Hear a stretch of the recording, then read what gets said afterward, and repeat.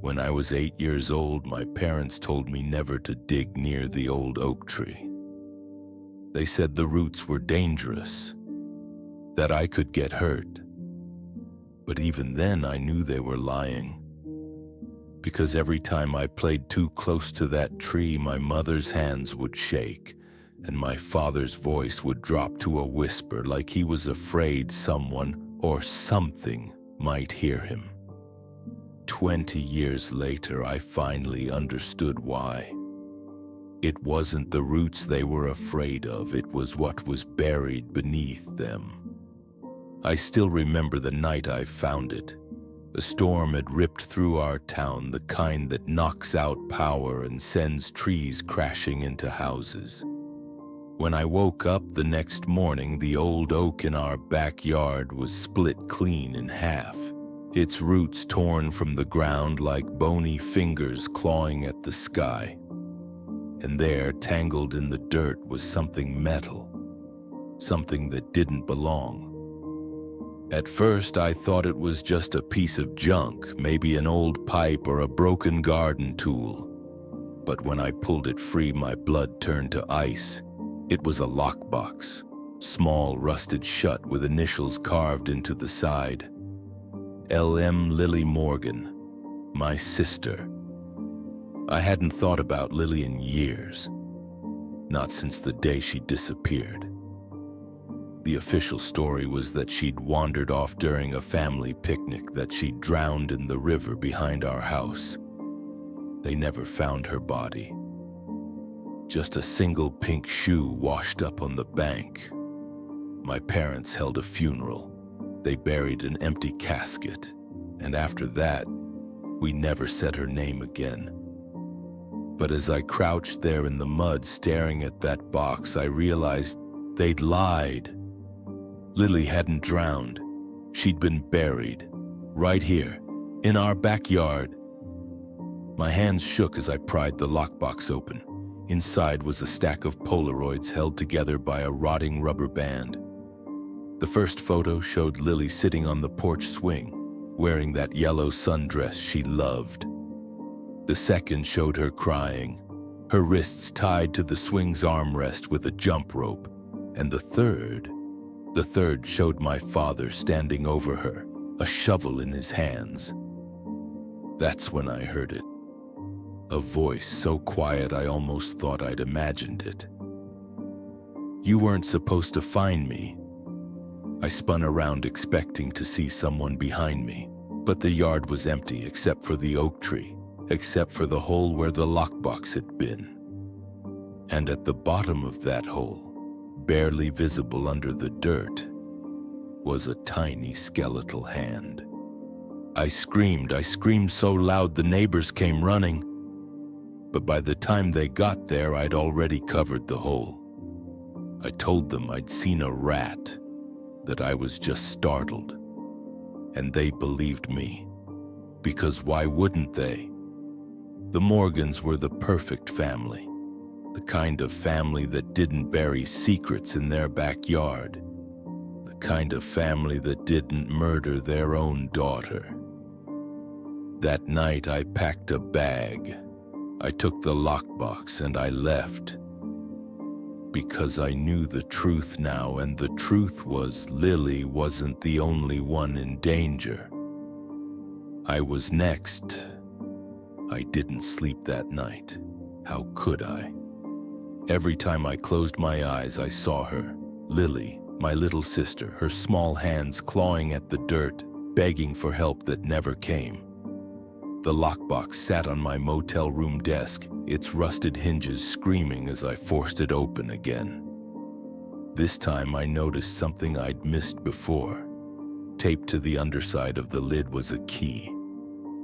A tiny silver key, and a slip of paper with an address.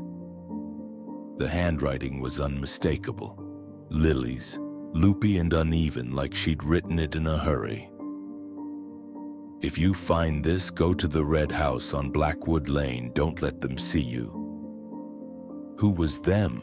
My parents? Someone else? I didn't know, but I was about to find out. The next morning, I drove to Blackwood Lane. The red house was barely standing, paint peeling, porch sagging, windows boarded up. But the front door, it was unlocked, and inside the air smelled like old books and something worse. Something metallic. Blood. That's when I found it, tucked under a floorboard in the bedroom. A diary. Lily's diary. The first page was dated 3 days before she disappeared. June 12th. The bad man came again today. He wears a black coat even when it's hot. Daddy says I have to be nice to him, but he hurts me when no one's looking.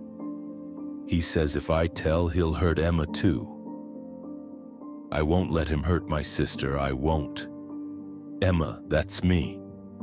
My hands shook so hard I could barely turn the page. June 13th. I saw the bad man give Daddy money, lots of money. Mommy cried and said, not again. What's again? Did he hurt someone else before me? The next entry was worse. June 14th. I hid in the closet when the bad man came. I heard him say, she's too old now, the buyers want younger ones. Daddy got mad and yelled on, we had a deal. Then the bad man laughed and said, deals change unless you want the police to find what's left of the last one. There was a last one? Who was... I froze because that noise wasn't in the diary, it was real. Someone was in the house with me. Footsteps creaked down the hall. Slow, deliberate.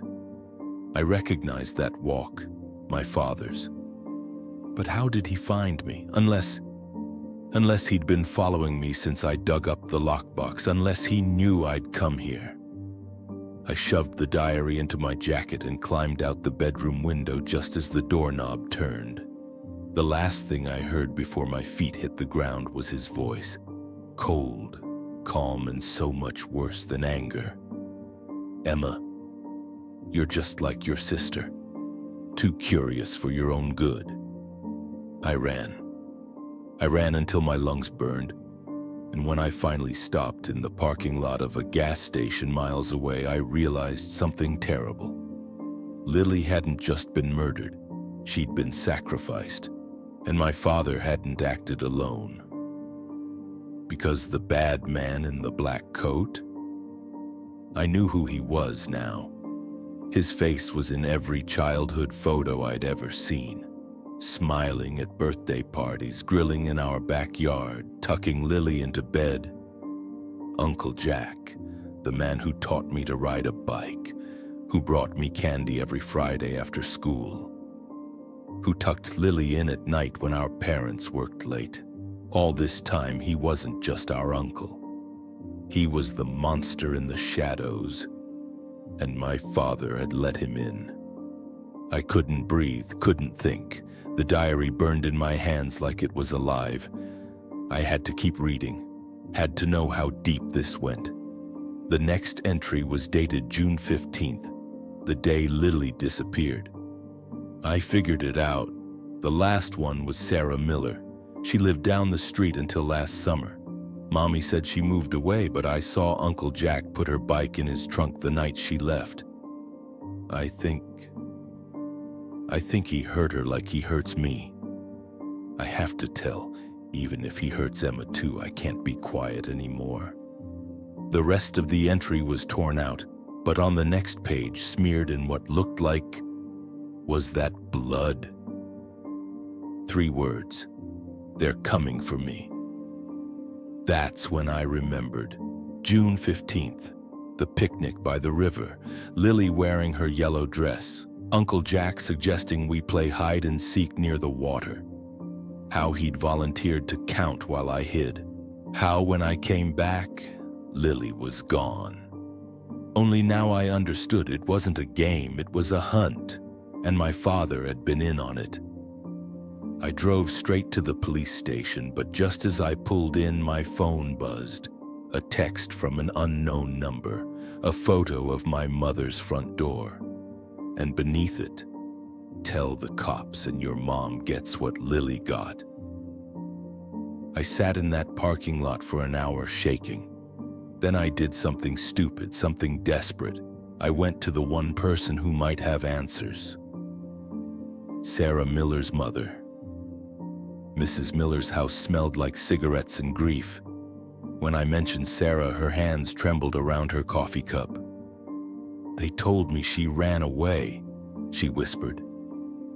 "But 2 weeks later, I got this in the mail." She slid a Polaroid across the table. Sarah, maybe 10 years old, wearing nothing but a torn t-shirt, crying. And in the corner of the frame, a black coat sleeve. "The police said it was a prank," Mrs. Miller said, "but mothers know. That night I found this under Sarah's mattress." She handed me a crumpled note in childish handwriting. "Uncle Jack says I'm his special girl now. I don't want to be special." I vomited right there on her linoleum floor because now I knew the truth. Lily wasn't the first. Sarah had been the last one. And if I didn't stop them, there'd be another, maybe even me. As I left, Mrs. Miller grabbed my wrist. Her nails dug into my skin. "You look just like her," she whispered, "like Sarah, like the others. Run, girl, before you end up in the ground too." Others, plural. How many little girls had there been, and where were they now? That's when I made my decision. I wouldn't go to the police, I'd go to the source, to the place this all began, back to the oak tree, back to where Lily was buried. Because if there was one thing the diary had taught me, it was this. My family didn't just bury secrets, they buried evidence. The earth was still loose where I'd dug up the lockbox. My shovel hit something hard within minutes. Not a box this time, not bones. A metal suitcase, the kind businessmen use, now caked in 20 years of mud. The moment I touched the latch, the wind died, like the whole world was holding its breath. Inside were 3 things: a VHS tape labeled Lily's 7th birthday, a stack of envelopes bound with twine, and a small velvet pouch that moved. Something alive? Number something worse. The VHS went into my laptop first, grainy footage of Lily blowing out candles, Uncle Jack's hands on her shoulders, lingering too long. Then the camera tilted, catching my father whispering to a man in a police uniform. "We'll get your cut after the buyers confirm, just like last time." The cop nodded toward Lily and smirked. "She'll fetch triple what Sarah did." I barely made it to the bushes before vomiting. They'd sold her. My parents had sold my sister, and the police helped.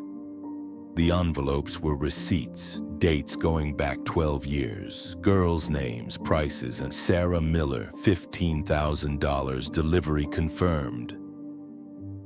At the bottom of the stack, a contract for Lily Morgan with her tiny fingerprint in ink, and a final note: if deceased, harvest remains. Buyers pay premium for intact skeletons. That's when I opened the velvet pouch. Teeth, baby teeth, dozens of them, each wrapped in a slip of paper with a name. Sarah's was on top. Lily's was still pink at the root. The scream tore out of me like an animal. That's how my mother found me, kneeling in the dirt, clutching my sister's teeth, the receipts fluttering around me like funeral confetti. You were never supposed to see this.